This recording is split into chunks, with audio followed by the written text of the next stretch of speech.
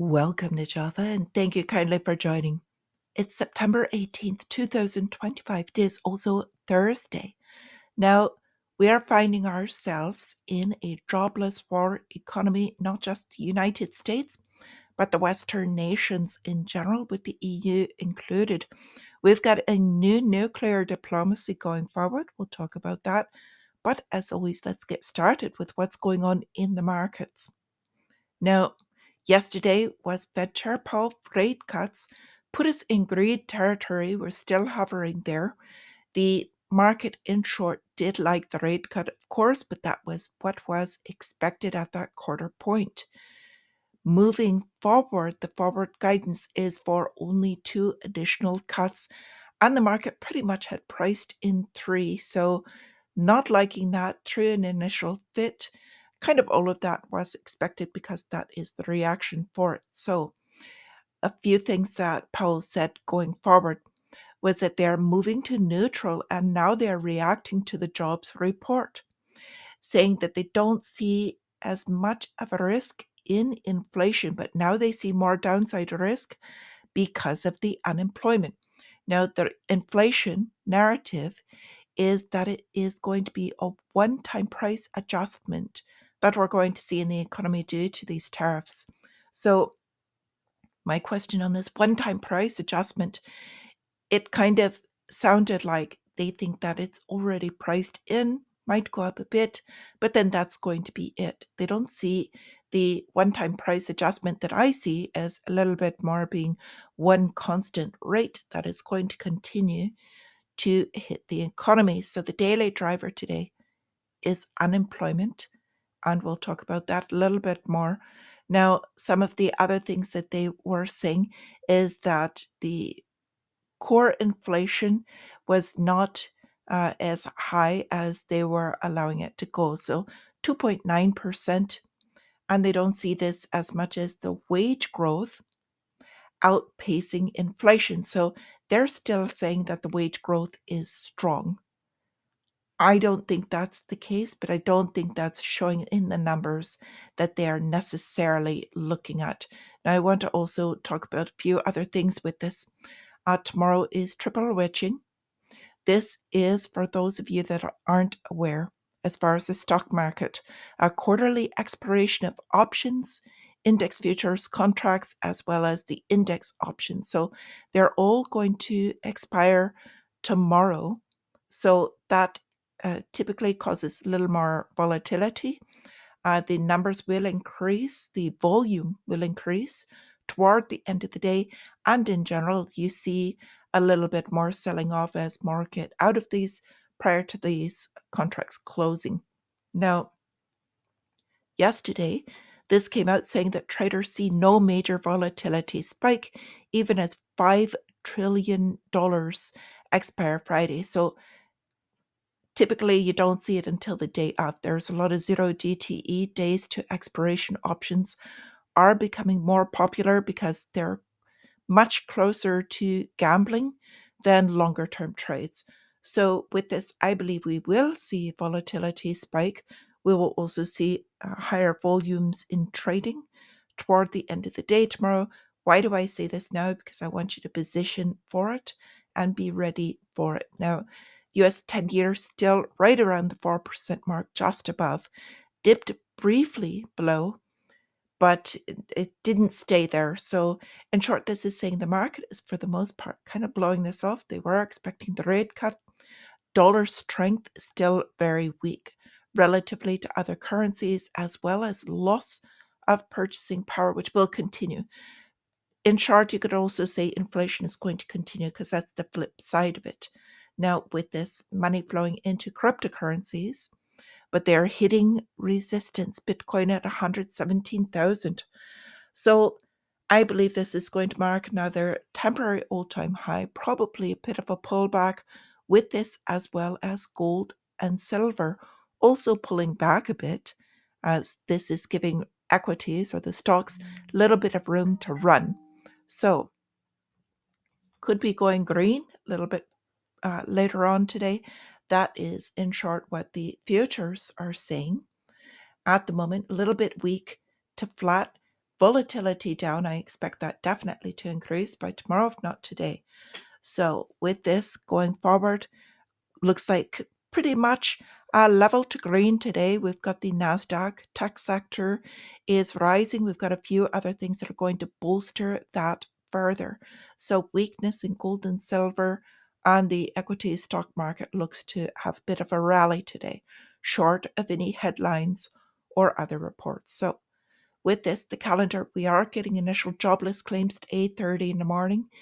If those numbers are off massively because of the major revision that we saw last week, that could throw the markets. Other than that, should continue. So, a couple of things that are driving this in the market bits. Alphabet, which is the parent company for Google, higher because China dropped the antitrust probe. So that's the first major tech giant that is driving a bit of money back into the market. The major story this morning is going to be Intel. Now, nVDA is paying $5 billion for a minor stake in this company. The interesting thing to note is that currently the United States president is still in the UK, as well as Jensen Huang, who is the head of NVIDIA. So these deals are being done kind of under the table, if you will. Now, FedEx is the one on the downside. They kind of set for softening, freight weakness, and pressure resulting in that stock. Now, this is more important in my view because this is looking at the real economy forward. So, if FedEx is dropping, shipping is a major indicator forward, looking forward, not a lagging indicator. So we've got to watch this as far as what is actually going on. We've also got mortgage and refinance rates dropped to 3-year lows even before the Fed rate cut yesterday. Now, this is a little bit more truthful as far as market indicator. The rate cuts are all managed as well as a lot of other things. So there is weakness, softness in the mortgage industry, but that is not necessarily with the real estate. It's very local. So the mortgage market is a lot more liquid and a lot more fluid across the board, if you will, because you can trade mortgage notes. They do it all the time from bank to bank.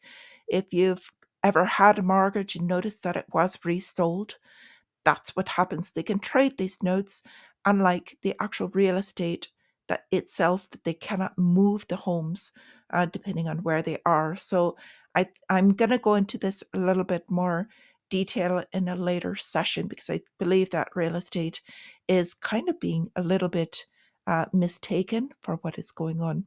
Now, we had cyber attack in the UK forcing Land Rover to shut down 3 factories a couple of weeks ago. So they're saying they can't start back until next week. Now, this is very suspicious given what's going on in the auto industry. They need to cut a lot of their costs. So, with this, 33,000 employees were told to stay home. And this is the way that they can kind of shift the blame. So, leave in the comments whether you think this actually happened or whether you think it is just too coincidental on the timing. So, with this, a couple of things I want to bring up.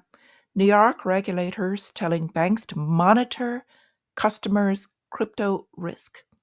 State regulators saying blockchain tools are the key to detecting money laundering and sanctions violations. Now, a couple of things about this.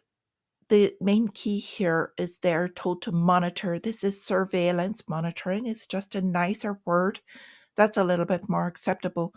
They are using these tools and talking about money laundering and sanctions. But what this is full surveillance by the banking sector. And this is only going to increase. They're also going to put in capital controls because our economy is not doing that well, if you haven't noticed.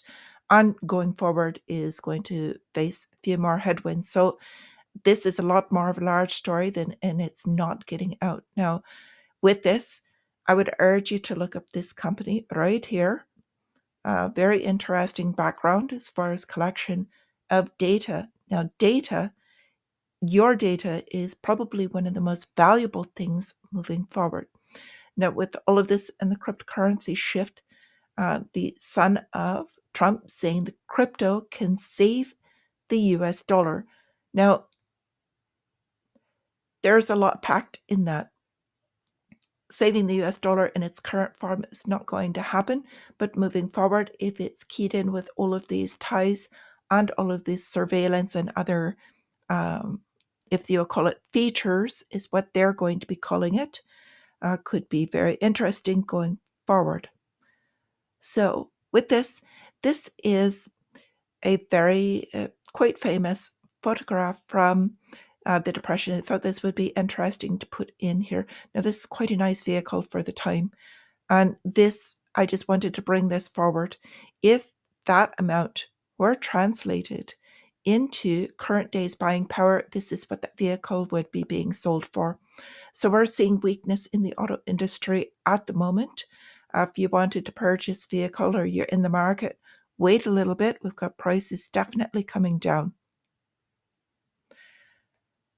Now, I was talking about data. This is the prime story that I had in mind. United States and China reaching framework for this deal. Now, again, a lot more behind it. This video platform ownership reportedly transferred to a consortium of investors. Now, there's a few investors, but earlier reports, and it has been confirmed, Oracle, which has hosted TikTok user data since 2022, and Microsoft. Why are they so interested in this? Again, it goes back to the data. So they've had this and they want the rights to it. They're using this to train their artificial intelligence. And if they own it, then there is no dispute that can be brought up. They'll simply change portions of that terms of user service. So again, we're watching a lot of things coming out that in the foreground seems fine, but we're moving definitely and rapidly towards this totalitarian control. So just leaving you with that. And one other thing, we've got Saudi signed mutual defense pact with nuclear armed Pakistan after Israel's attack on Qatar. Now, very interesting on several fronts here. First off, Israel being the named enemy. Secondly, Pakistan also not getting along with India at the moment. So we're watching a shift here again in the geopolitics. Any of these headlines, if they are weighted to one way or another, could throw what's going on. But at this moment, we've got the markets are quite happy, at least until tomorrow, but I'll cover that tomorrow morning. So until I see you again, my friends, I wish you a wonderful day. Green day if you're trading. And until I see you again, stay free.